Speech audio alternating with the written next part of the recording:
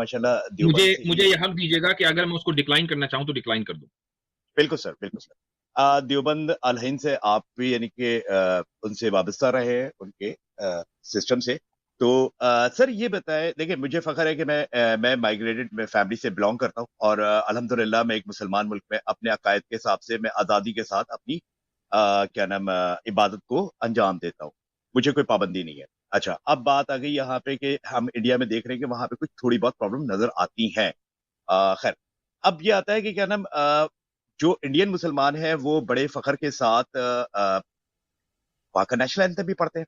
तो definitely national anthem पढ़ना उनके लिए फ़ख्र की बात होगी। यकीनन आपके लिए भी फ़ख्र की बात होगी कि आप इंडियन हो और इंडिया का नेशनल एंथम पढ़ोगे, तो आपके लिए एक फ़ख्र की बात है। जैसे लिए मेरे लिए पाकिस्तान का नेशनल एंथम मेरे लिए फ़ख्र की बात।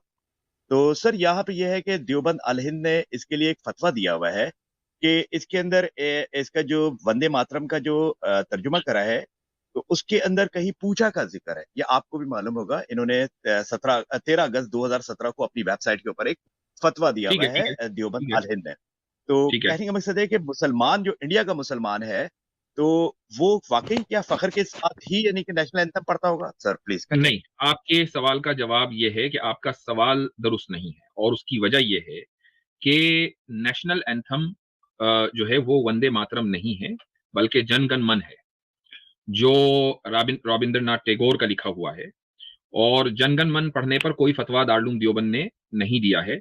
वंदे मातरम के ऊपर, वंदे मातरम नेशनल एंथम नहीं है बल्कि नेशनल सॉन्ग है, और उसके ऊपर दारुल देवबंद ही क्या सारे जितने भी उलमा है सबका फतवा है, और हम उसको पढ़ना शिर्क समझते हैं। और कोई भी मुसलमान जो उसको फख्र से पढ़ेगा, हम उसको समझते हैं कि उसने कुफरिया और शिरकिया अमल किया है। बिल्कुल वाज़ेह हमारा पॉइंट ऑफ व्यू है, और आज से नहीं है, आजादी से पहले से है।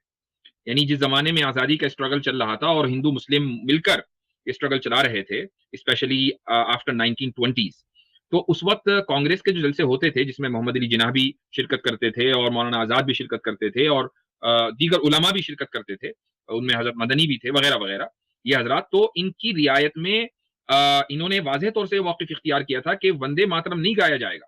लिहाजा वंदे मातरम उन आजादी के जलसों में नहीं गाया जाता था, इल्ला ये कि वो एक्सक्लूसिवली हिंदू कम्युनिटी के जलसा हो तो ठीक है, उनको गाना है वो गाएं, वो उनका है, लेकिन वो किसी को मजबूर नहीं कर सकते। इसी तरीके से इंडिया में by law, bye constitution Vande Mataram गाने पर मजबूर नहीं किया जा सकता। नेशनल एंथम में कोई प्रॉब्लम नहीं। आर्यन भाई, welcome to the stream sir, कैसे हैं आप? बहुत बहुत धन्यवाद आपका सिम भाई। और मैं सबसे पहले ये हमारे मुफ्ती साहब का बहुत बहुत शुक्रिया अदा करना चाहता हूँ कि वो आपके स्ट्रीम में आए। बहुत बहुत शुक्रिया। वैसे शुक्रिया अदा साहब भाई को करना चाहिए था। हाँ नहीं नहीं, वो सेम भाई से तो हमारी बहस चलती रहती है, थोड़ा सा खट्टा थोड़ा सा मीठा चलता रहता है, कोई बात नहीं है, वो तो चलता रहता है, इसमें कोई प्रॉब्लम नहीं है। और ना ही मुझे ये सेम भाई से प्रॉब्लम है और ना ही किसी और मुस्लिम से प्रॉब्लम है। आमिर भाई से तो हमें होनी चाहिए आपको। हाँ, मुझसे तो होगी। नहीं नहीं, जो भी कट्टर है उससे जो भी कट्टरवाद फैलाएगा उससे प्रॉब्लम पूरी दुनिया को होगी, फिर वो हिंदू हो या मुसलमान हो या एक्स मुस्लिम हो। ठीक, बहुत अच्छा, चले खैर, अब आगे करें, आगे बात करें। तो अभी जो सेम चलिए भाई आर्यन भाई, है, हाँ आप जी, बोलिए बोलिए। तो आप कौन से एक्स मुस्लिम को सपोर्ट करना चाहेंगे आज? मैं तो हर उस इंसान को सपोर्ट करता हूँ जो कट्टर नहीं है और जो सभी को साथ में लेके चलने वाली सोच जो सोच रखता है, जो अ, अ, सभी को एक साथ लेके चलता है, जो धर्मनिरपेक्ष रहेगा, जो अगर तो किसी क्या धर्म आपको के क्या बारे में आप ठीक है, बोलिए, सुनिए सुनिए सुनिए, आइडियोलॉजी के ऊपर बात हो रही है यहाँ पर मेरे भाई। एक्स मुस्लिम्स की आइडियोलॉजी इस्लाम से बेहतर कैसा है? तो कौन सी आइडियोलॉजी आपको लगती है, किसकी? आदम की आइडियोलॉजी आपको अच्छी लगती है, इस्लाम से बेहतर है, या समीर की, या फिर साहिल की? किसकी आइडियोलॉजी बेहतर है? देखिए, किसी की भी धार्मिक आइडियोलॉजी होगी, अगर उसमें कोई कट्टरता है तो वो आइडियोलॉजी बेकार है। अच्छा, ठीक कट्टरता है। किसे कहते हैं? हाँ मैं ये देखता जरा हूँ पूछो। कट्टरता किसे कहते हैं। हाँ, तो मैं मुफ्ती साहब से ही पूछना चाहूंगा कि आपकी कुरान में वर्स नंबर 9 और सूरा नंबर 23 पूछा कट्टरता मुफ्ती किसको साहब बोलते ने नहीं है, कट्टरता नहीं, किसे देखिए कहते हैं? मुफ्ती साहब आर्यन भाई, देखें, हाँ आप बोलिए, मानते हैं ना हाँ हमारे बोलिए। यहाँ कट्टरता है? सुन लीजिए, आप मानते हैं ना हमारे यहाँ कट्टरता है, ये नहीं मानते? 100% है, नहीं है ना? 100% है। हाँ, है ना? तो चलो, हमारा तो छोड़ो, हम तो खराब निकले।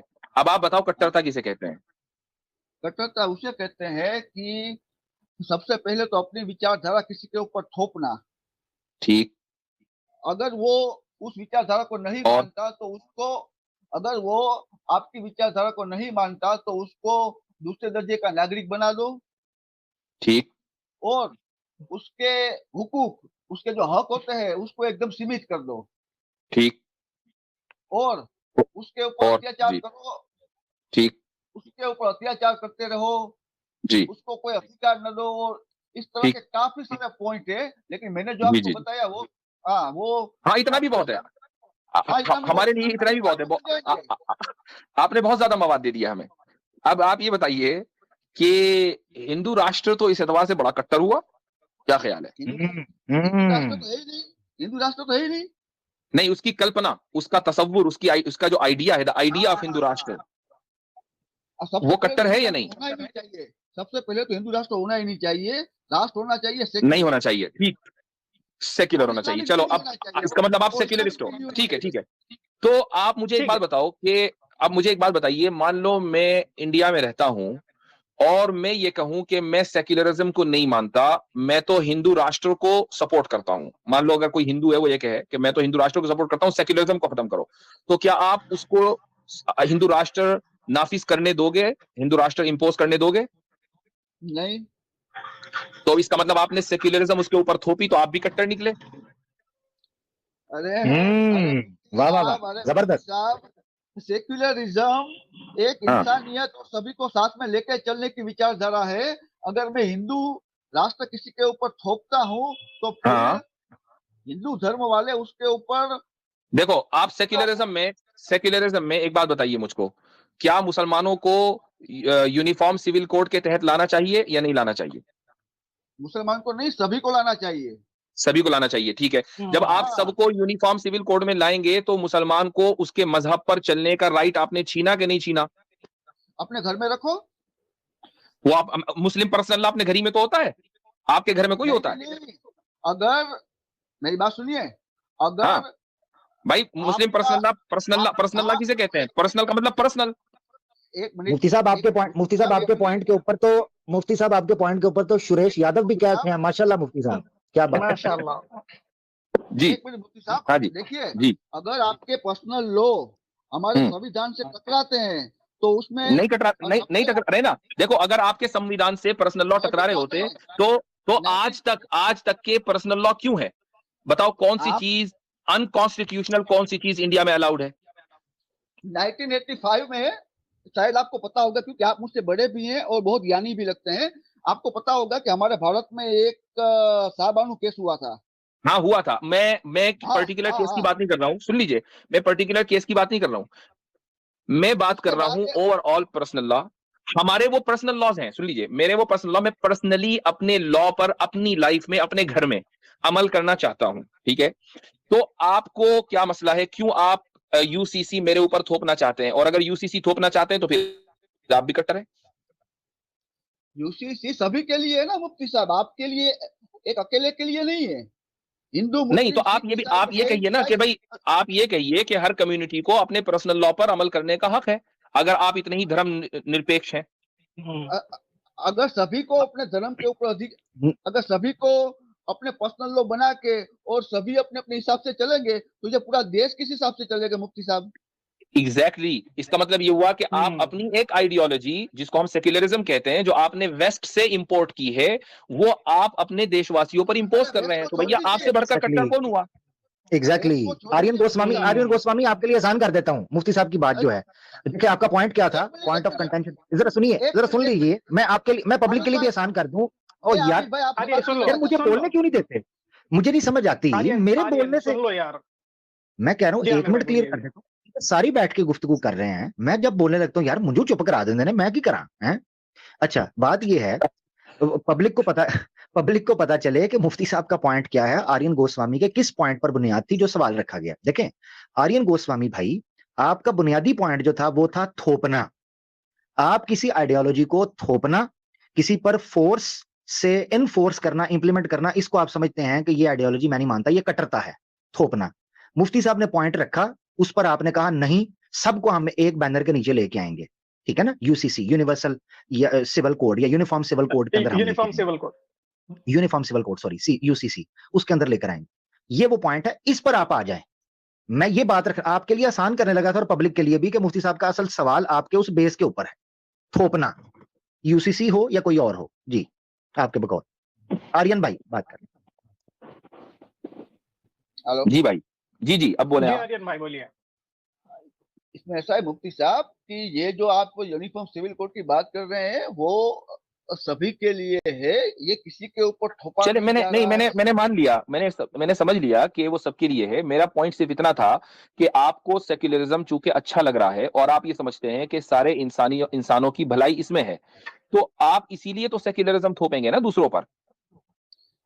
अरे सेक्युलरिज्म किसी के ऊपर थोपा नहीं जाता मुफ्ती साहब, वो एक इंसानियत की विचारधारा है। अभी तो आपने बोला ना, मैंने आपसे कहा कि भाई इंडिया में अगर कोई मुसलमान मसलन इस्लामी निजाम लाना चाहे, शरिया लाना चाहे, या कोई हिंदू राष्ट्र लाना चाहे, तो आपने कहा हम उसको रोकेंगे। तो आपने एक आइडिया उसके ऊपर थोपा ना, उसकी पसंद के खिलाफ, चाहे वो आइडिया सही हो या गलत हो। ये एक अलग चीज है, आप उसको सही समझ रहे हैं ना, हम तो सेक्युलरिज्म को नहीं सही समझ रहे। आप मेरे ऊपर अगर थोपेंगे तो आप मेरी मर्जी के खिलाफ थोपेंगे ना। मैं तो नहीं सही समझ रहा सेक्युलरिज्म, बताइए। हाँ तो मैं आपसे एक ही सवाल पूछना चाहता हूँ जी। एक इस्लामिक देश में एक मुर्तद की सजा क्या होती है? नहीं, ये एक अलग सवाल है। हमने आपसे ये सवाल किया। मुफ्ती साहब तो गलत कह चुके हैं। एक मिनट आर्यन भाई गलती होगी तो मैं बोलूंगा। मुफ्ती साहब स्टार्ट में कह चुके हैं कि हम तो कट्टर हुए, हमें रख दो साइड पे, आप अपनी बात का दिफा करें। जी तो आपने तो हमें कट्टर मान लिया ना। देखो आप मेरी बात नहीं समझ रहे हो आर्यन भाई। मैं ये समझाना चाह रहा हूं कि जिस तरह हम कट्टर है ना, आप भी कट्टर हो, बस मैं इतना समझाना चाह रहा हूं। अब हमारी कट्टरता को हम डिफेंड करने के हम यहाँ बैठे ही नहीं, चूंकि हम तो मानने ना हम कट्टर हैं। आप बताओ कि आप कट्टर हो या नहीं। मैंने साबित किया कि आप भी कट्टर हो। अगर मैं कट्टर होता तो जो कोई भी देश का संविधान बनता है ना, किसी भी देश का संविधान बनता है मुफ्ती साहब, उस संविधान में साफ साफ आपको बोलने की आजादी होती है, आपको नास्तिक होने की आजादी होती है, आपको आस्तिक होने की आजादी होती है। हम इस विचारधारा के ऊपर चलने वाले लोग हैं, लेकिन आप इसलिए अच्छा ठीक है, चलिए अब मैं आपसे पूछता हूँ, क्या आपको नहीं, रुक जाइए, बोलने की आजादी पर बात करते हैं, बोलने की आजादी पर बात कर लेते हैं, रुक जाइए। क्या आपको इंडिया में हेट स्पीच की आजादी है?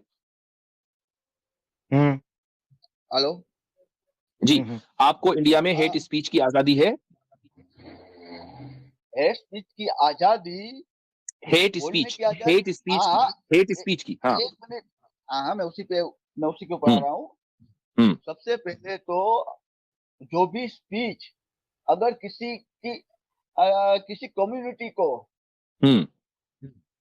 कम्युनिटी के ऊपर अगर कोई हेट स्पीच देता है तो उसके ऊपर संविधान के तहत कार्यवाही होनी चाहिए, ना कि किसी भी धर्म के या किसी मजहब के आधार पर।